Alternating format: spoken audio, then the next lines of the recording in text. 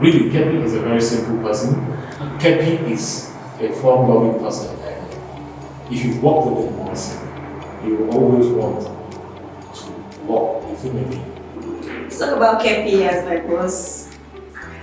Well, it's it's really a privilege and an honor to be working for him actually, because he's a very good man.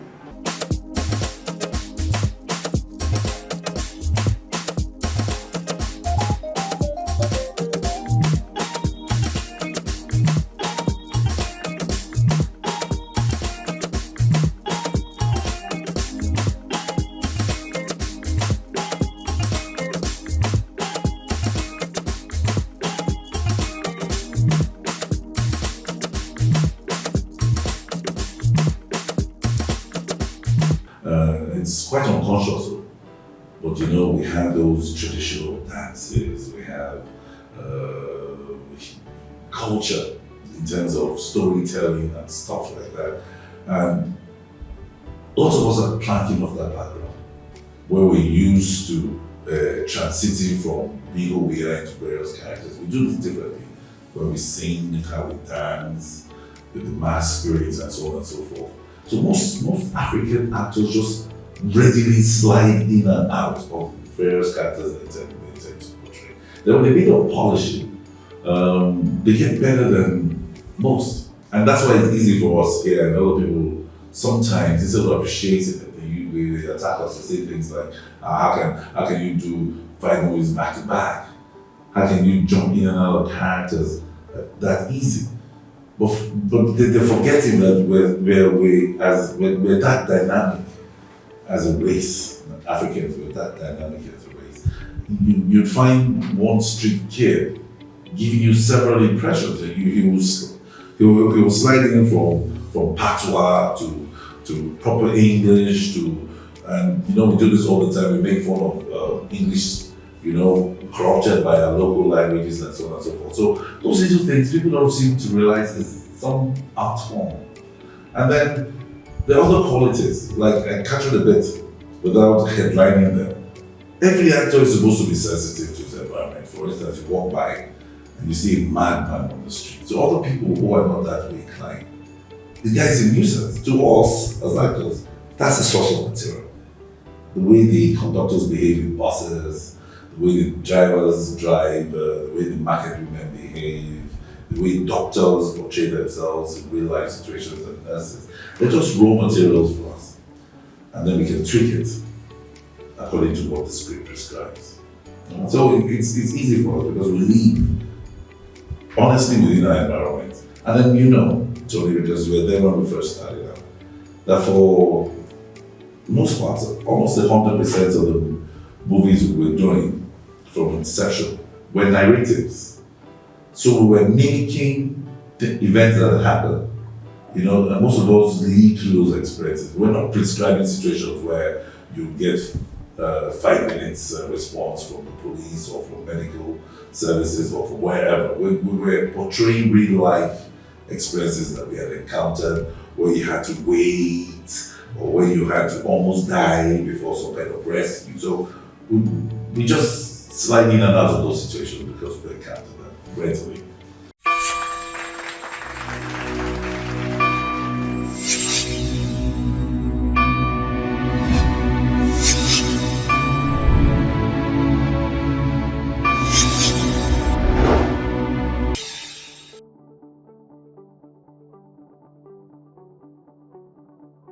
Keppy, I don't see Keppy as a star. I see Keppy as an actor.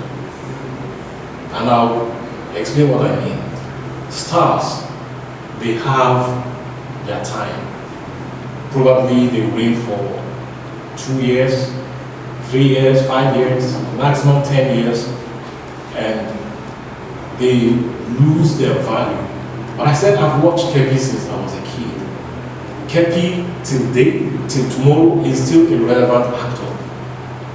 He has not lost his relevance. So Keppy is an actor, he's a professional. There's been some advancements quite naturally. the major difference for me would be the environment. Initially, we started off as being friends. It was a friendly relationship. It was a bonding relationship. Right now, competition is so fierce, the enmity, the hatred is unbelievable. Today we have better camera formats, we have better trained personnel. We still don't have trust, as much trust as we had back in the day. I mean, I could get a script, I call a couple of my friends who were natural competitors, and we'll sit around in a small room like this and we'll knock the story together, and everybody will contribute their worth. And hope that the story tells their way. Now you wouldn't dare do it because somebody will steal your hands right off that table. You know what I mean? It's that fierce. So to balance it out, yes, fine, in terms of technological advancement, yeah, today is better. But in terms of the friendship, true friendship, I prefer the early days. He's very passionate about his job. He's very creative. He listens to others. He's very disciplined. He's time conscious. He's a wonderful person, and I'm lucky to have a boss like you.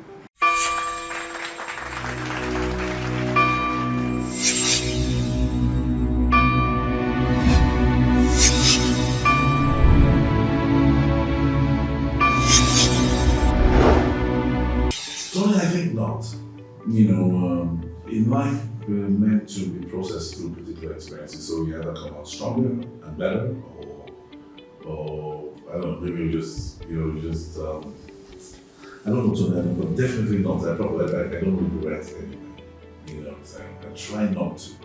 You know what I do, which is personal for me, it's a personal attribute, is I try to make excuses for my people around me.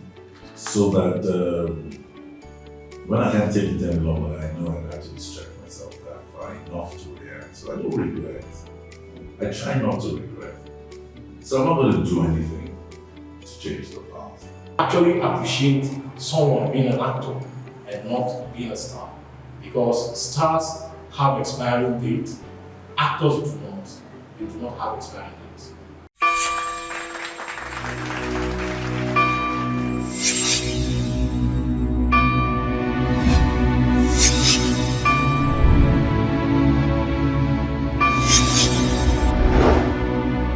I produced the second movie in Nollywood. I produced the second Nollywood movie on the Forgiven Sin. Initially when we did it, we actually thought we were just having fun, doing what we love to do. We never realized that we're creating history, you know. But a few years down the line, when the activity within the industry began to vibrate, it was unbelievable the number of people who wanted to. I tell you, let me just isolate the situation first, then you'll understand. When I first started out, my parents were under a lot of pressure. They said, why should Ekpeyong go and do this? I mean, he has a master's degree, blah, blah, this, blah, blah, blah. And those people today send their children to me to help them find roles. That's what Nollywood has done. We have the misconception and derogation of practitioners have been raised. We got to the industry with master's degrees, you know, so we're not dropouts from universities, you know. As a lot of people assumed, most of the people in the industry today are lawyers. We've had doctors, we've had engineers, we've had accountants, everybody went into the industry because they wanted to find some level of fulfillment. And what the industry has done initially was to absorb all comers.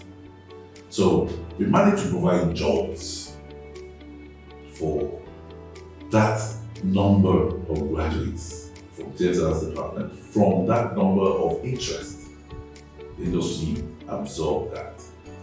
We managed, by absorbing that, we removed mischief from the streets. So, of course, reducing the level of prostitution, level of armed robbery from idle minds and stuff like that. The industry redirected.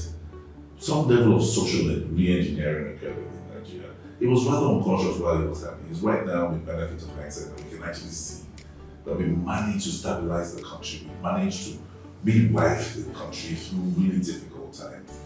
So within the industry we began to structure, and we can actually identify over 17 professional groups within the industry at different levels.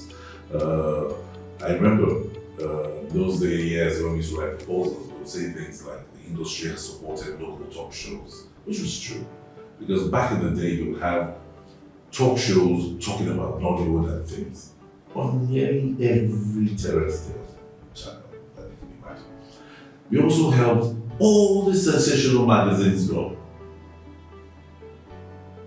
So right now what you have is Nollywood actors becoming mentors and role models. So what we're doing is we're endorsing big multinational companies right now. We're indeed phenomenal. This is not to talk about the over 1.3 trillion that we turn around within the industry without help from the government. So we've done too much without knowing. We most times we feel bad because we're unsung as heroes, but silently in those quiet moments we realize we've contributed more than most towards the development of Nigeria. And I'm sure we have different models from different minds, but I don't think we're there yet. We have, we still need to structure within the industry properly. We're hoping that the government will lean and buy into our more then we can of course manage social practice, with some control over the people who come in, level of responsibility of practitioners to work in the industry as well. So we need that. Then maybe with that concession, we might be able to fight piracy, at least reduce it to reasonable levels. We might be able to present more corporate in front to corporate Nigeria, because even though we have done this well, they still think of us as not doing so well. So we know we have a few more steps to make that will finally take us, maybe not to utopia, but to the next level. For me, I think I know Nollywood has come to stay. We've already seen several handovers from generation to generation. We've seen their matters hand over to the children, we've seen their followers, we've seen the suckers, and so on and so forth. And with the newer generation, there's more adventure, there's more risk taken, and therefore there'll be better agreement. That is a given, because we know that the younger people are coming with brighter ideas, they're slightly more rabid. I was lucky enough to work with a bunch of young people. I think the oldest person in the set who employed people like me, people like people Mano, people like Chideko Soko. Who was like 28 years old, and the girl was really out of this world. She knew exactly what she wanted. She was particular with the details. She was worried about the quality. It took them quite a bit to make sure they got every shot right, because they were looking for mere perfection. So I know that Nollywood is waiting to explode.